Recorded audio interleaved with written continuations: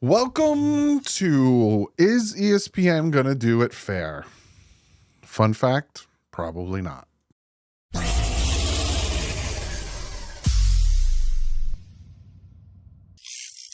What is up, fans? I realize that I like it better up here because it's not in front of me and I could do hand motions without smacking the microphone. Today we are going to be looking at ESPN. They have put out, I think they did this last year, execs, coaches, and scouts rank NFL top 10s. And then they did running backs, defensive. They did them all. And I waited until the entire list was out. And we're going to go through them and see what Miami Dolphin players made the top 10, who didn't, and did someone get snubbed. And we're going to look at all that stuff. But before we jump into that, the Dolphins yesterday made some moves. And here it is. Roster moves. We have placed running back Salvon Ahmed on the action/non-football injury list and have placed Bradley Chubb, Cameron Good, Jalen Phillips, and Isaiah Wynn on the active/physically unable to perform list. Now, none of the PUP guys, physically unable to perform list, active, which that is something to take into account. It's the active. It's not just the PUP. It's the active. None of these guys surprised me. You know, Isaiah Wynn came off of a season-ending injury. Bradley Chubb, Jalen Phillips, all these guys are. Does that mean that they're done? They're not going to be able to start training camp at any point? No, because the way the physically unable to perform list works, especially the active physically unable to perform list works, is once you're physically able to perform, you hit the field. Like, that's how it is. And Barry Jackson came out with an article. I'm going to go over it real quick before we get into the ESPN stuff. It is completely different versus if Bradley Chubb or Jalen Phillips or Isaiah Wynn start the season on the physically unable to perform list. Then they are out for a minimum of 4 weeks. So to start training camp on PUP is a whole lot of nothing. And like I said, Barry Jackson came out with an article. We're going to talk about that. So I'm going to skim through it. Meanwhile, running back Salvon Ahmed will be on the active. Decision to place Phillips and Chubb on the PUP wasn't surprising. Phillips, yes. Video of Phillips moving defiantly and fluidly, yada, yada. We've seen that. Phillips told ESPN in April that he'll be ready for the season. Will it be the opener? I don't know. Chubb's timeline could have him returning at some point during the first half of the season. Players typically need at least 9 months to return from the ACL injury, but there are exceptions. New Dolphins linebacker Jordan Brooks tore his ACL January 1st of 2023 and played in Seattle's regular season opener the following September. A lot can change for different people. Wynn, meanwhile, is still working on his way back from having a season-ending quadriceps injury sustained last October. That's why he's on the PUP. And Good tore his pec week 17. He was another guy that just fell off the list. A player who begins training camp on the PUP list isn't allowed to practice with the team, but can train on the side, attend meetings, walk through practices, and all that stuff. A player can only be placed on the active PUP list before the start of training camp. Dolphins veterans report Tuesday. Players on the PUP count against the 90-man and come off the PUP list at any point during training camp and begin practicing immediately, like I told you guys. But players who begin camp on PUP then come off cannot return to the PUP list if they sustain a setback or different injury during training camp or preseason. So again, that's why if you're able to and you're good to go and you get the green light, if these guys go back on the field in training camp, that means they are good to go, because like Barry said, if they have a setback or something happens, they can't go back on the PUP, because then they're done. Teams have August 30th, they got to knock down 53 players shift to the reserve PUP list, must sit out at least 4 regular season games. Told you guys that. Once a player leaves the reserve PUP list, the team may have as many as 21 days to move a 5th 3-man roster. If the player still isn't available on 28, who will remain on the PUP for the duration of the season. This is things that I'll talk about if some of these players do end up on the PUP to start the season. But overall, not surprising at all. These guys are coming off of major injuries, and we're going to bring them along slowly. That is something I will be talking about next week, because next week is the last week until training camp starts, meaning training camp for our eyes, because on the 28th, next Sunday, training camp is open to the public, and the vets report on the 23rd. So they do little walkthroughs, all that stuff. I have a ton of material getting ready for training camp. That probably will start this weekend. Tomorrow, you guys are going to see the collab that I've been working on. And then I think on Sunday, I have something else. Monday, I'm going to preview training camp and give you all the news and notes and the rules, because there are rules. So much planned. So for all the new people hitting that subscribe button, I appreciate the crap out of you. We are very close to 48,000 subscribers. And like I told you guys, once I hit 50,000 subscribers, I am giving away an autographed Tyreek Hill jersey, because I love each and every one of you. So let's go to ESPN.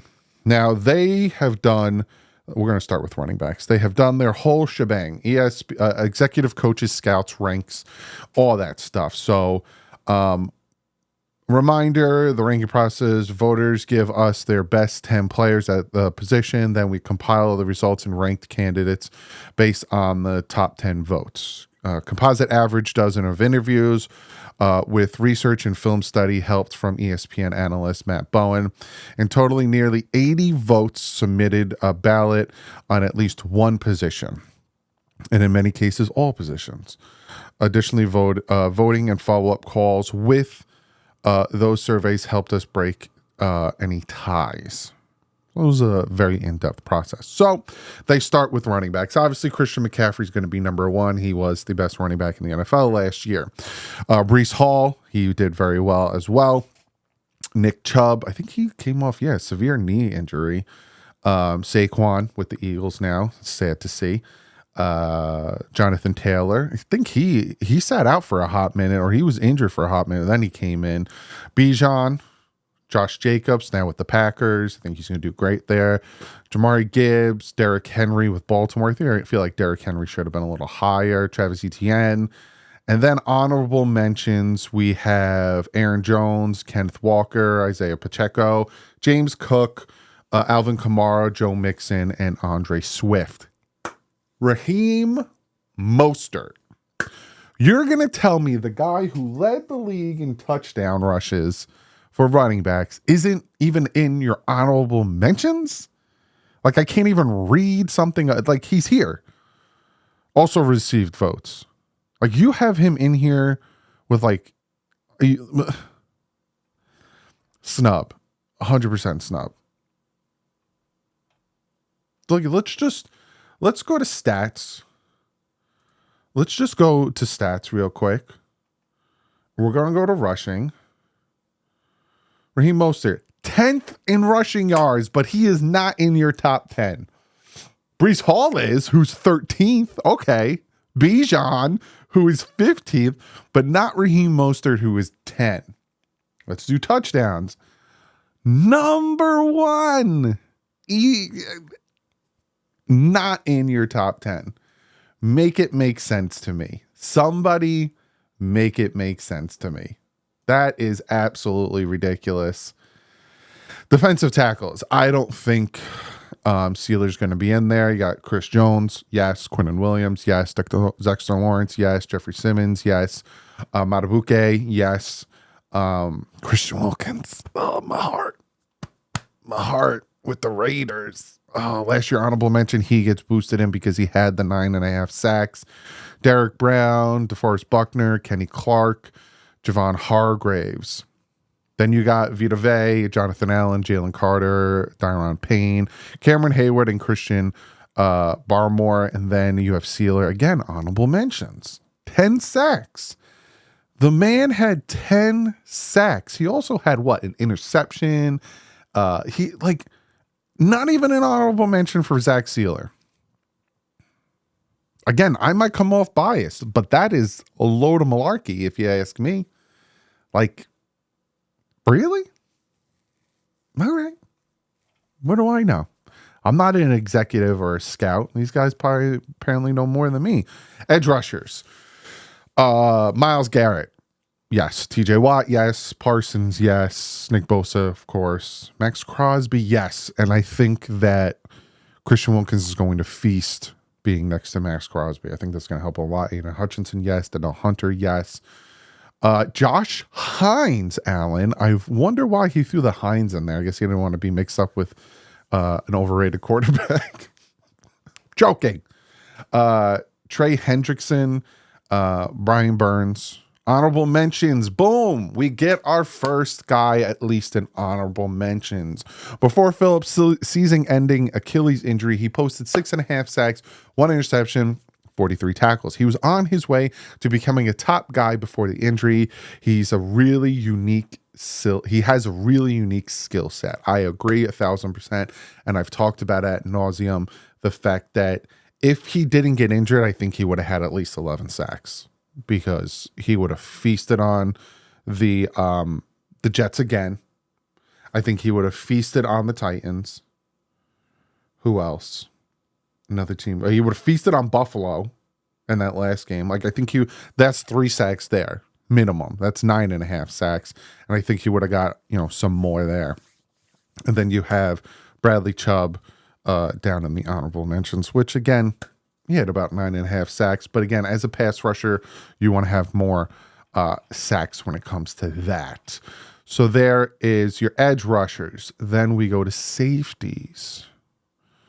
We have Antonio Winfield, Kyle Hamilton, Jesse Bates, Mika Fitzpatrick, Javon Holland, our first ranked Miami Dolphin. Holland has registered as a top 5 finish in back-to-back years thanks to his impressive savvy and instincts. The ball production is an elite with 5 interceptions, 21 pass deflections in 3 seasons. He's going on his 3rd defensive coordinator in 3 years, but he publicly expressed with new coordinator Anthony Weaver, who perhaps can unlock a signature season for Holland.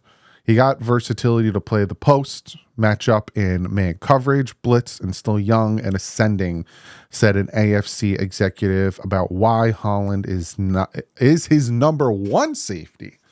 And he's got added value and return ability. Well, we saw that with the 99-yard Hail Mary.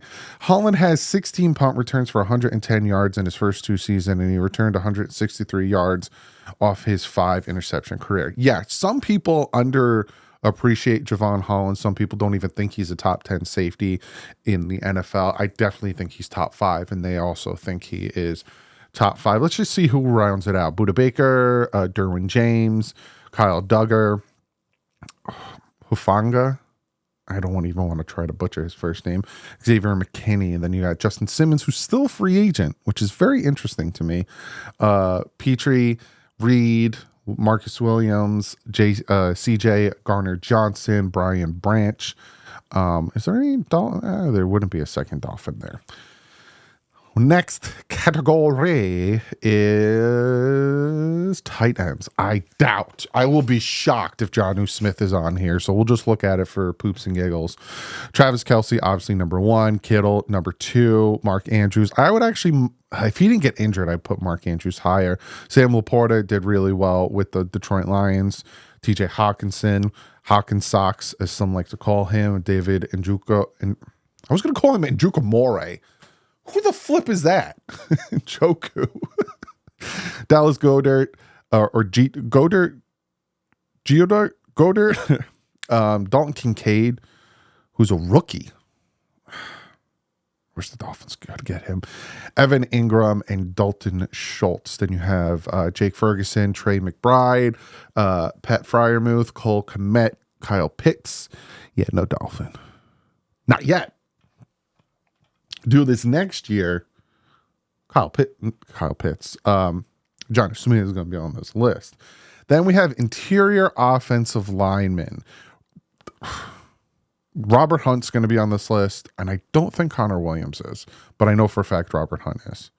Zach Martin, Chris Lindenstrom, who I think I wanted the Dolphins to take him.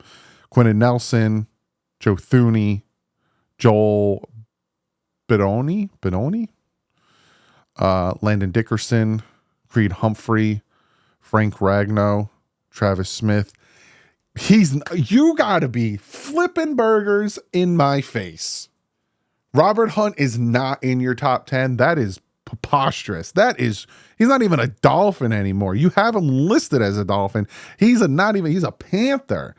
If you're going to tell me he's not in the top 10, I disagree, sir. 5-year, $100 million deal. I disagree. Is there? I'm trying to see. Is there a Dolphin that's still on the Dolphins in here? No, I don't think so. Which kind of sucks. It's the biggest problem I think the Dolphins have right now is the interior offensive line. Offensive tackles. Am I going to tease you and do quarterbacks last? I'm going to do it in the order.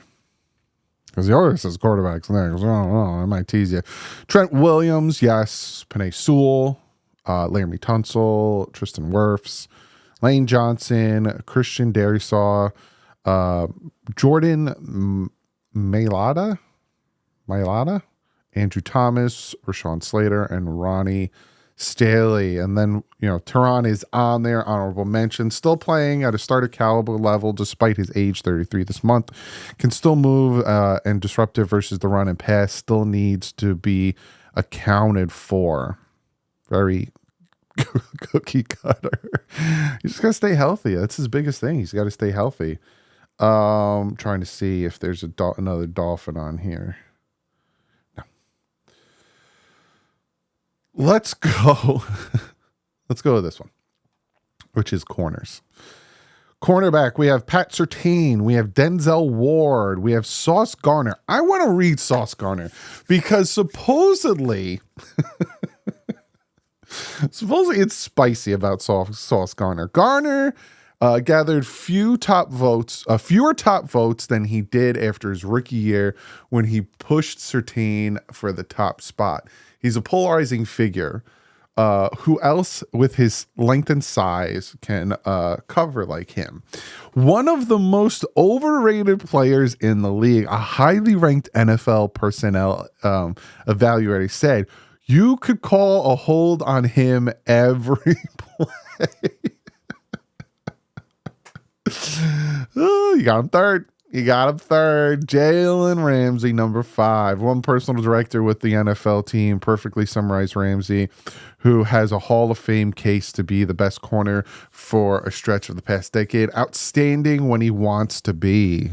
Interesting. Opposing quarterbacks record of a 66.2 passer rating against Ramsey, who will add 269 yards, 2 touchdowns in coverage. His 3 interceptions in 10 games played last season were impressive, and he earned a Pro Bowl nod in 9 straight seasons. Ramsey's reps the past few years is that he's not always motivated to dominate. He might be declining a little at that stage, but he still can impose his will on a game.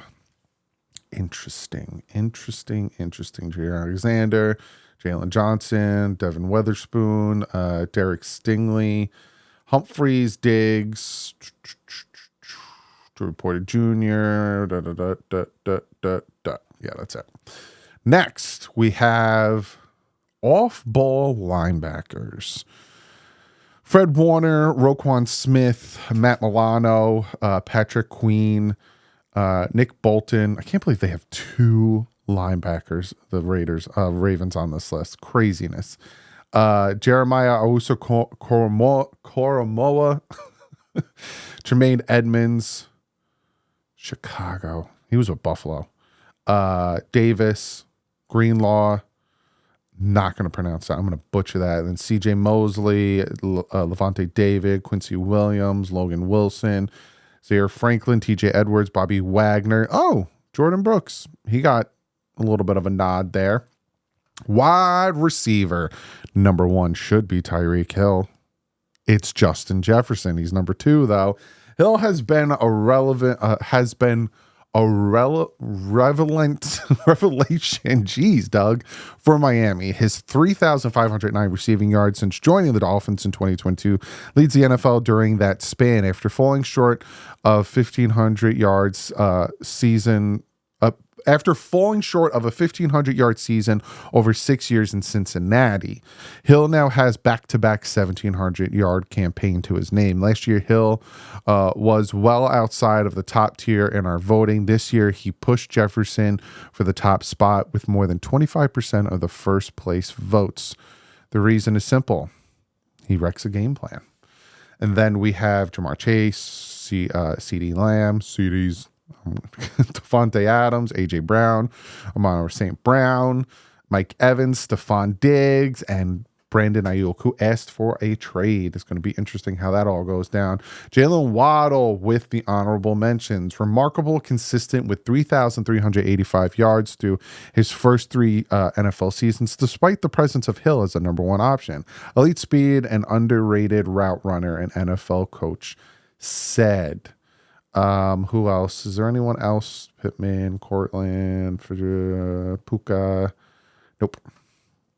And then finally, we get to the quarterbacks. Everyone wanted to know about the quarterbacks, so we will get to the quarterbacks.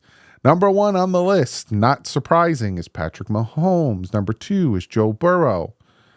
I was listening to sports radio up here, and 101.9, and the guy on the radio who was the host was talking about how overrated Joe Burrow is and how he went to the Super Bowl 1 year and he hasn't done anything since. Ain't wrong. Josh Allen, number three. I'd put Josh Allen above Joe Burrow, but I've already had the discussion on Twitter. Lamar Jackson, I'd put Lamar Jackson above Joe Burrow. Matthew Stafford, Justin Herbert.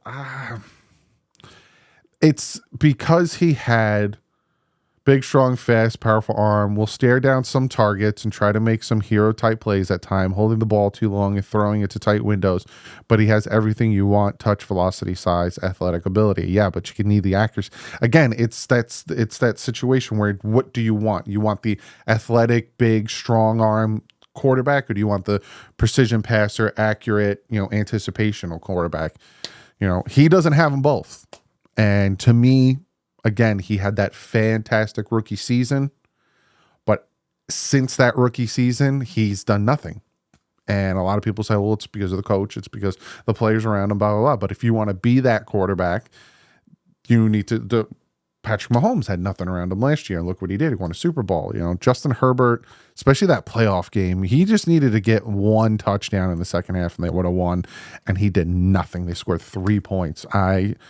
I don't know if I put him in my top 10. I know he has the physical traits and all that stuff, but I think he's a little overrated as of right now. CJ Stroud, I would put CJ Stroud above Justin Herbert 100%. Aaron Rodgers, I need to see him actually play. He might be too old. Jared Goff, and then Dak Prescott. Obviously, Tua is not in the top 10, but he did get an honorable mention. Neither is Jordan Love, neither is Jalen Hurts, neither is Brock Purdy. You kind of pick up on what their thought process is, because I'd put Jordan Love above Justin Herbert. I put Brock Purdy above Justin Herbert. I would put Jalen Hurts above Justin Herbert. See what I'm saying? But Tua Tagovailoa is in the honorable mentions. Tua did what he needed to do in 2023, playing a full 17 games, which will inevitably lead to big numbers. Fully healthy Tua led the NFL in passing yards, 4,624, and took 29 sacks, a solid number for a quarterback with an injury history. I feel like everybody knows what he is. A good player with some limitations, a veteran NFL personnel evaluator said. He's a matchup nightmare some weeks. He's really good when he's in rhythm and gets the ball out in time. He can be hard to beat when he's throwing with touch and anticipation. I agree with that. Now, with some limitations, I feel like all quarterbacks have some limitations, but he's a matchup nightmare some weeks, I agree with 100%. And to me, that's the hurdle I keep talking about. He needs to get over, because he needs to be a matchup nightmare.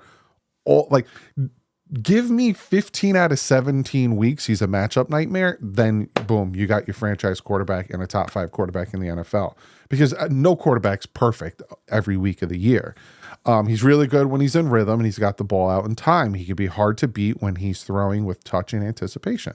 The Dolphins appear to value him as an elite quarterback, trimming bloated salaries this offseason, in part to preparing for Tua's mega extension. Though he doesn't have the big arm and mobility, his short to intermediate stuff is really impressive. I just think he sees the game really well, an NFC executive says. And what they do around him is brilliant. I agree. There are, like I said, there's limitations to his game, and I've constantly talked about the limitations to his game, and he needs to overcome them. He needs to work on them, and I think that's something hopefully he is doing, because if Tua is successful, if Tua goes out and balls, and if Tua, does what he needs to do, we win. And as a Miami Dolphin fan, that's what I want. I don't give a crap about one player. I want to win some games. So comment below, let me know what you guys think, what you think about the guys going on the PUP, what you think about who should have been in the top 10 and who got snubbed out of some of these top 10s. Comment below, and I'll see you guys tomorrow with a very big surprise, and you're going to get videos every day this week. So I'm not going to be taking off. But that's because I love doing this, and I love each and every one of you. So again, thank you for hitting the subscribe button. Very close to 48,000, even closer to 50. And I'll see you guys tomorrow. But like usual, stay classy. Fins out.